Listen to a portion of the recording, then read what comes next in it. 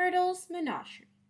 Myrtle Smith was a tall 13-year-old with straight brown hair and beautiful dark eyes. She had taken up a residence in an old abandoned farmhouse with barns and sheds all around it when she was 9. Scene, an orange tabby cat, hunted mice and kept to himself. Myrtle did odd jobs around the small town, and nobody asked her who she was and where her parents were and things like that, because it was the kind of town where people minded their own business and didn't pry where they weren't welcome. But a couple of weeks after Myrtle turned 13, everything changed. Myrtle dried the last chip plate and put it in the cupboard.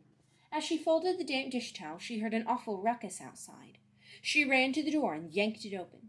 3 huskies growled and snapped at Scene as he hissed and slashed at their noses with sharp claws.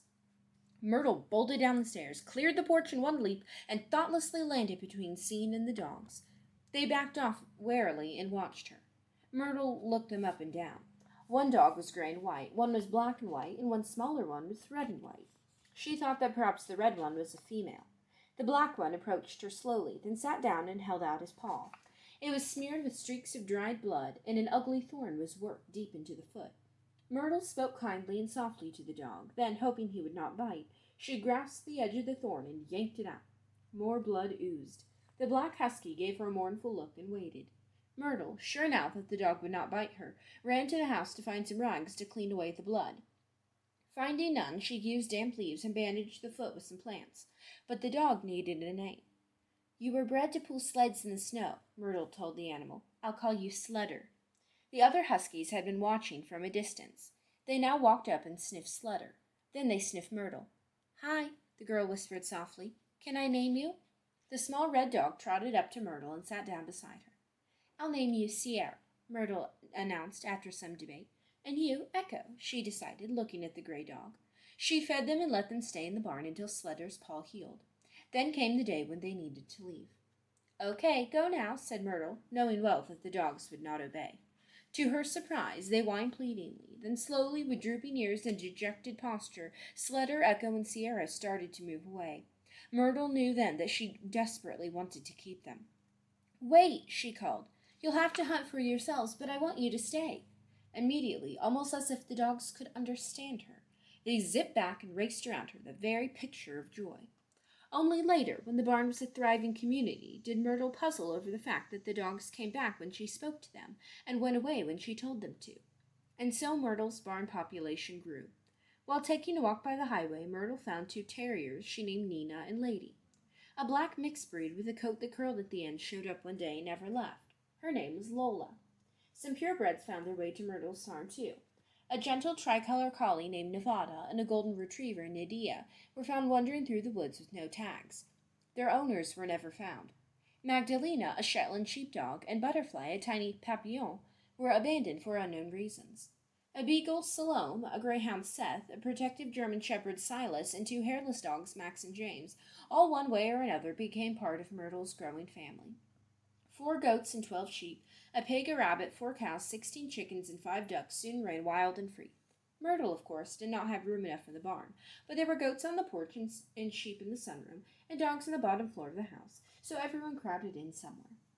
One rainy night, Myrtle heard a pitiful mewing sound outside, and rolled her eyes as she headed down the stairs to open the door, thinking it was Nip or Cake, the 2 goat kids. Instead, it was a tiny black kitten, with water in its eyes and its ears plastered to its head. Myrtle tenderly brought the kitten into the kitchen and dried it off with a dish towel. She gave it a piece of meat and let the baby cat lick her fingers for any lost parts of food. "This time, I know you're a stray," she said. The kitten merrily looked up and continued eating. "I'll name you Diddle," Myrtle decided, a cute name for a cute kitten. So Diddle came to live at the farm. The next day, Myrtle led the animals out of their shelters and cleaned out the littered spaces. She set the shovel in a corner and went out to the small patch of ground beside the farmhouse to see if she could turn it into a mud wallow for William, the pig. Because it had been raining, the ground was wet and muddy. Myrtle expected that. What she had not expected was the sight of a large brown mule and a small gray donkey stuck in the mud. A tiny Shetland pony as fluffy as a feather pillow was standing on the brink of the expanse of mud. "A little help here," the donkey brayed. The mule instantly bit down hard on his withers. "Ouch! What'd you do that for?" he complained. Myrtle stared in open-mouthed surprise. The pony rolled her eyes. "The secret's out now, Toby," she told him. "Oh." The donkey's whole body, at least that above the mud, shuddered. Then Myrtle snapped into action. She decided to accept the fact that apparently these animals talked. "Can you move out of the mud?" she asked the animals. "We've obviously tried," responded the mule, snorting. Myrtle ran to the old tool shed with nothing in it that was crumbling down. Prying off several boards, she forced them into the mud and helped the equines climb out of the sinkhole. "I'm Toby," the donkey declared. "I suppose you want to know my name. It's Tess," said the mule. "Audrey," the pony carelessly said. "You can stay at the farm," offered Myrtle. "Thanks," brayed Toby excitedly. Tess disinterestedly began to graze on the damp blades of grass while Audrey explored the farm. So 16 dogs, 4 goats, 12 sheep, 5 ducks, 4 cows, 16 chickens, a rabbit, a pony, a pig, a mule, a donkey, a kitten, a cat, a bull, and 2 guinea pigs, Ba and Moo, took up a residence in or around the huge farm of the 13-year-old Myrtle. Eventually she found that all of her animals could speak, and that was why the dogs had obeyed her when she told them to go. Ba and Moo, the guinea pigs, were in a box by the road when Myrtle found them. She fed them and named them and decided to keep them, but she would not let them go above the bottom floor of the house where she slept. Silas slept there, but Silas was always an exception when it came to where dogs could and couldn't go. "We're very clean," Ba and Moo protested, and then one day they just went upstairs. Myrtle rolled her eyes and allowed them to stay. But that was not by far the worst of her problems. One day, on a Thursday, Myrtle was walking around her place. Silas, always ready to frighten intruders, was as usual glued to her side. He could heel perfectly. Myrtle and Silas checked on the guinea pigs, who, surprisingly, were dusting Myrtle's bedroom. They knew Myrtle hated dusting, and they thought it was great fun to scurry into corners with rags in their mouths and get the room airy and fresh. Myrtle was fine with that. All of the other dogs, who lived on the bottom floor, were out hunting. The sheep and goats were out grazing, and that was the end of all the animals in the house. Myrtle and Silas went outside. Gordon the rabbit wanted out of his makeshift hutch, but William the pig was satisfied to wallow in the mud. The ducks were on the pond, and the chickens were just pecking about. In the barn, the cows had left to go with the sheep and goats, and Scene and Diddle were out hunting for mice or fish or birds. Tess and Audrey were in the woods with everyone else, but Toby was in the barn eating hay from every manger except his own. Myrtle did not bother him. He was as stubborn as, well, a donkey. Everything was at peace. Myrtle idly glanced at the mouse-proof feed bins in a corner, then stared at them with shock. Almost all of the feed was gone. They'd been half full the last time, she was sure. Silas looked at her quickly. "What's the matter?" "What's the matter? The matter is that a lot of feed is gone." "You're right," replied the dog tensely. "The feed was only halfway down last night." Myrtle walked over to the donkey.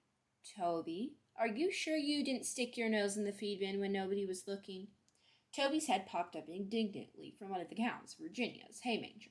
Still chewing guiltily, with hay sticking out of the corners of his mouth, he declared, "I didn't do it. If I had, I would have been climbing up the walls, and nobody else did either. I'm a good guard donkey." Silas snorted at that. "I heard that," Toby muttered. Myrtle still was slightly suspicious, but Toby's point about climbing up the walls was true. Nobody could eat that much grain, and either not have a stomachache or not be bouncing all over the place. They would have colic before long. Deeds like that always showed. So one of her animals eating it was, maybe, out of the question. "Well, Silas, either a lot of animals chowed down at the feed bin or someone stole it." "I would be ashamed to know that either had happened without me knowing," the German shepherd replied. "Silas, you sleep in my room. You cannot be everywhere at once. I think you have self-confidence problems." Silas looked quite disturbed. "Anyway, we must think of something to help us find out who the thief is," Myrtle commented thoughtfully. She questioned Gordon and William, but neither knew a thing. The ducks and chickens had nothing to say. She didn't want to interrupt the dogs or cats when they were hunting, and who knew where everybody else was? Myrtle decided to clean out the house. When everything was nice and clean, she made sure the mangers were filled with hay, and cleaned out Gordon's hutch and William's shelter. When the animals came home, she asked each of them if they knew who the thief was. First, the cattle. "Jack, Jerusha, Sadie, Virginia, Maria, do you know anything about a thief stealing grain?" "No." Then the goats. "Baxter, Izzy, Nip, Kick?" "No." Then the sheep. "How about Levi, Claudia, Ella, Dawn, Cloud, Snowflake, Esther, Velvet, Hollyhock, Daffodil, Daisy, Rebel?" "No." "Tess, Audrey, do you know anything?" Nobody did. But then it got worse.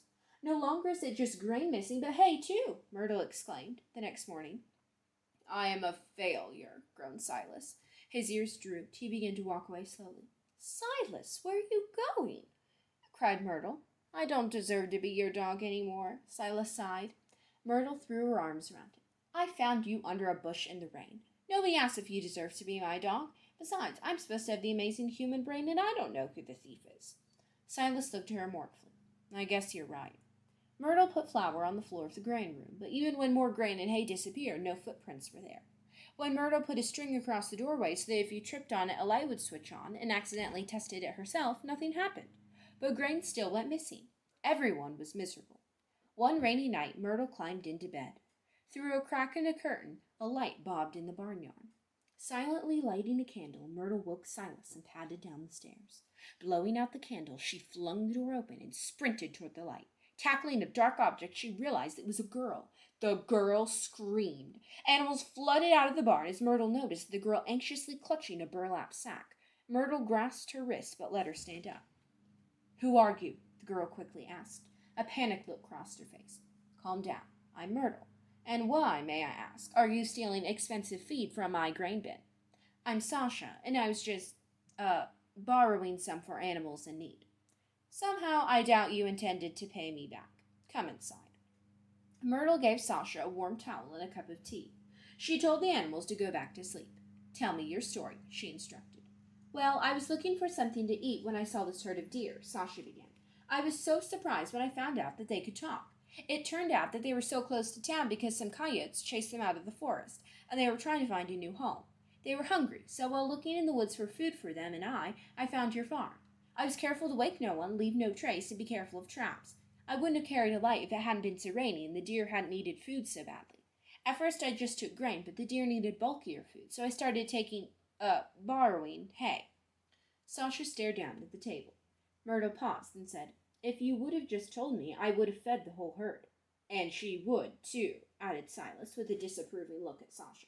"Myrtle is a compassionate sort." Sasha's jaw dropped. "He talks!" she exclaimed with disbelief. "Yes, all of my animals talk," Myrtle said. "Wow!" replied Sasha, amazed. "Do you want to live in one of the rooms upstairs? You might have to put up with guinea pigs dusting your bedroom," Myrtle warned. "Yes!" squealed Sasha. "All right, take your pick." Sasha picked a room with a rusted metal bedstead and an old mattress Myrtle had found in a dump.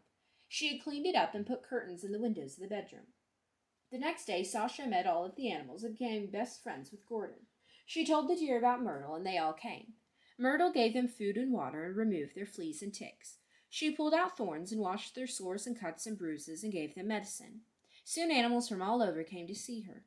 To pay for their needs, if any of them found shiny things, they brought them to her, and if they were junk, she made things out of them and sold them. If they were coins, she sold them too. So she made enough money to buy medical things. And the animals in the forest became a remarkably clean and healthy population, while Sasha made friends with everyone and kept the peace. The deer found a new home, and all was well. The end.